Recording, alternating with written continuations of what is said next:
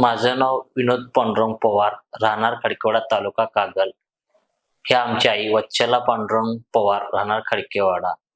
आम्ही निपाणी येथे एका खाजगी दवाखान्यामध्ये घशाच्या निदानासाठी गेलो असता, तिथं दाखविलं असता काही 8 दिवसात उपचार घेऊन तिथल्या उपचारानंतर आम्हाला काहीही कमी आलं नाही.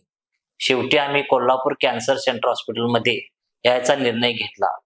तिथे आल्यानंतर तिथे काही टेस्ट केल्यानंतर आम्हाला असं कळालं की घशाचा कॅन्सर हे असं आम्हाला निदर्शनास आलं.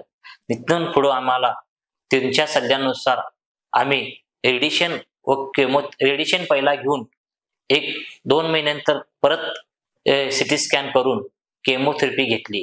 केमोथेरपी नंतर आम्ही परत टॅबलेट चालू केल्या आणि त्या टॅबलेट पासून आज आमची आई पूर्णपणे या आजारातून मुक्त झालेली आहे आणि गेले 4 वर्ष झाले आम्ही ह्याला लढा देत आहोत आणि आता आमची आई पूर्ण घरातील कामे वगैरे सगळे पूर्ण करतात. जेवण वगैरे सगळे व्यवस्थित जाते.